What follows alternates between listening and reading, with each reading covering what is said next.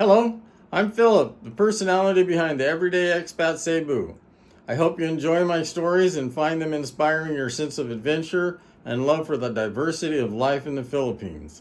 My intent in this episode is to highlight the grand mixture of life and peoples found throughout the glorious islands of the Philippines.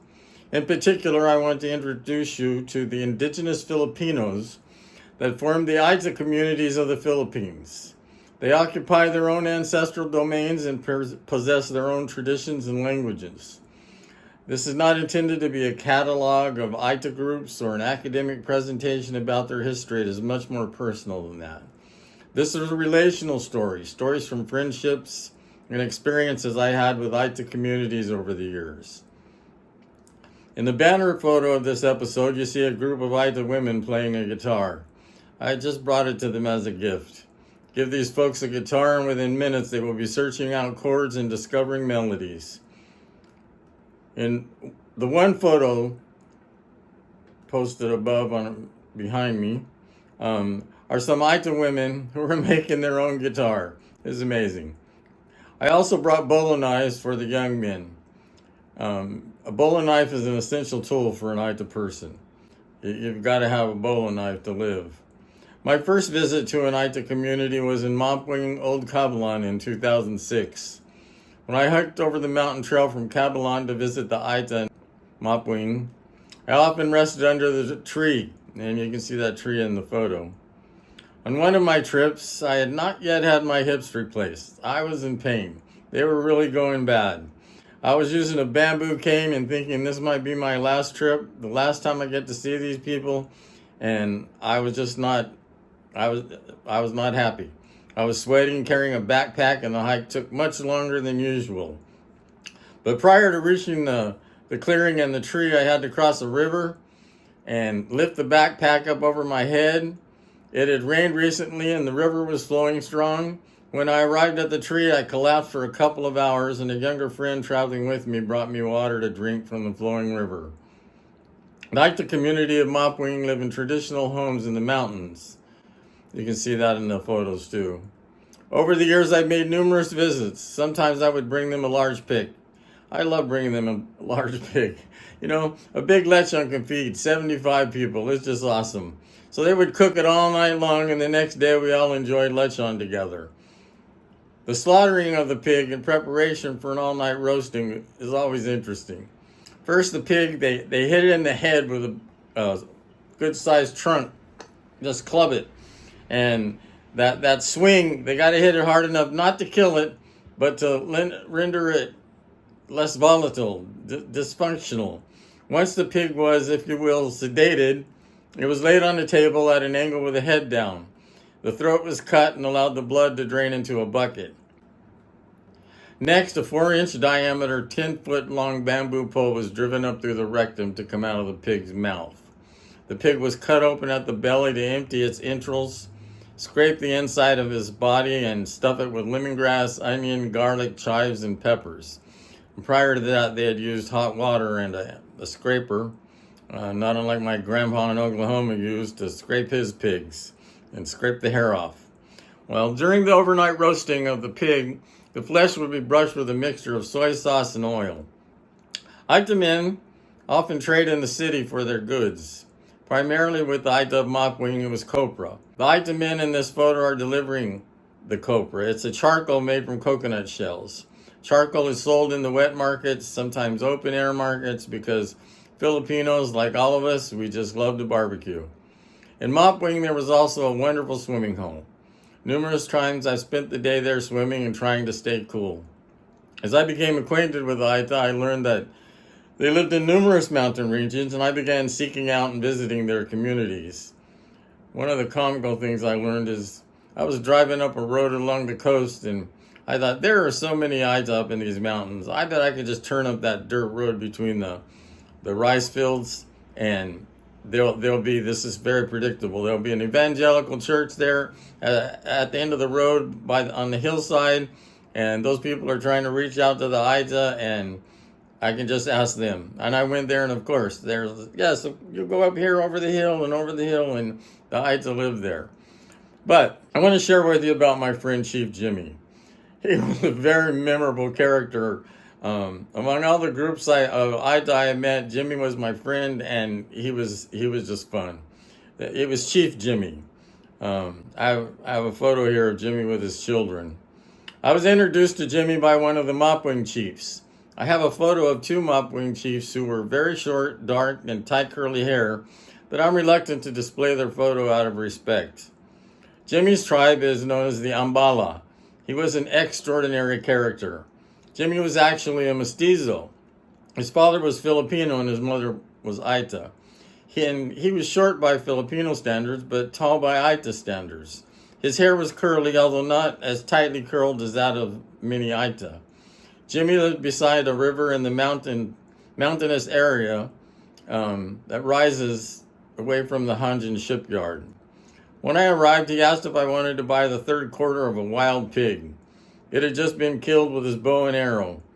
Jimmy's bow and arrows were handmade, and the bow required a strong man to use it.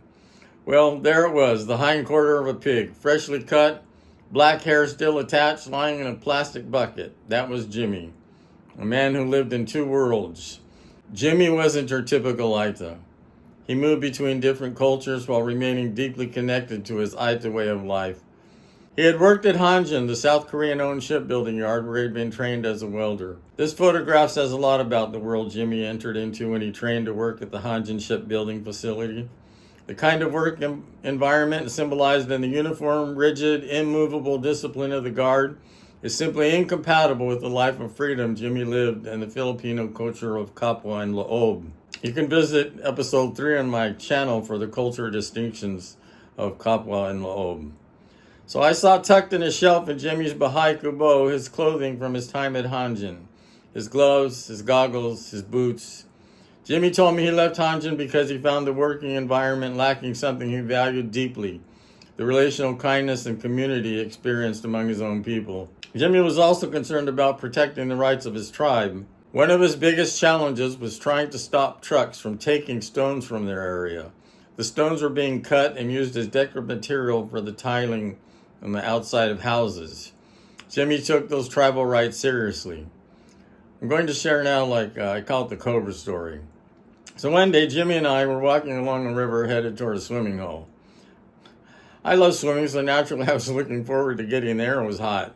Jimmy was walking ahead of us when suddenly he began signaling with his hand for us to stop.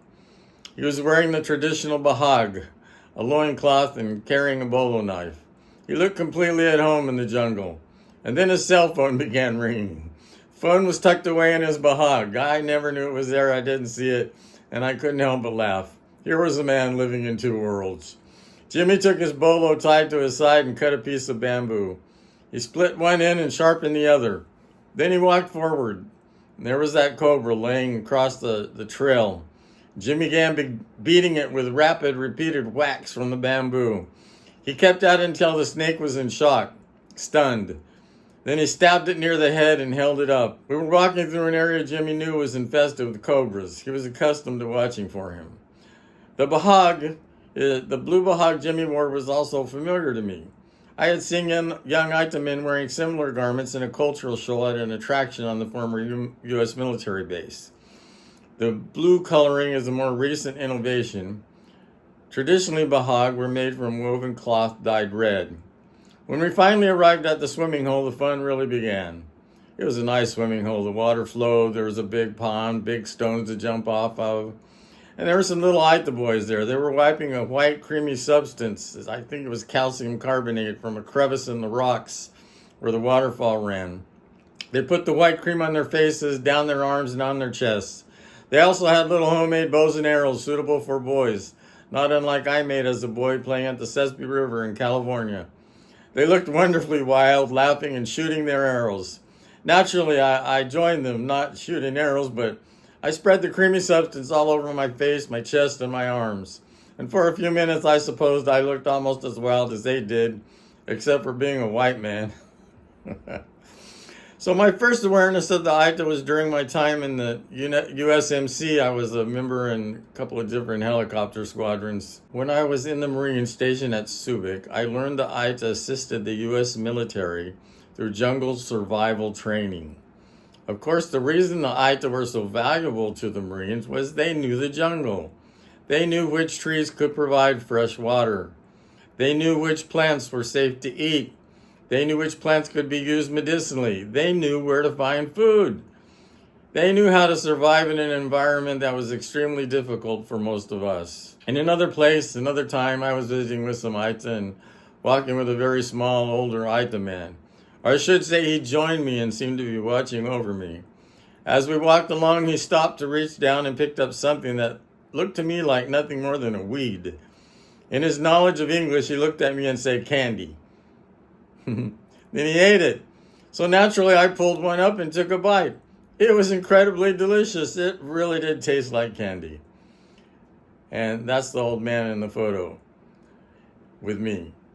And that's one of the things I remember most about my friendships with the Aeta.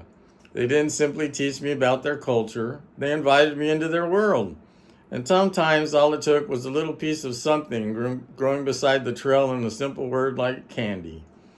So this is Philip. And thanks for watching the Everyday Expat Cebu. You can look at my other videos. I think you'll find them interesting. They cover different topics, and I often relate stories to those topics. Leave a comment, ask a question. I'll be happy to respond, and see you next episode.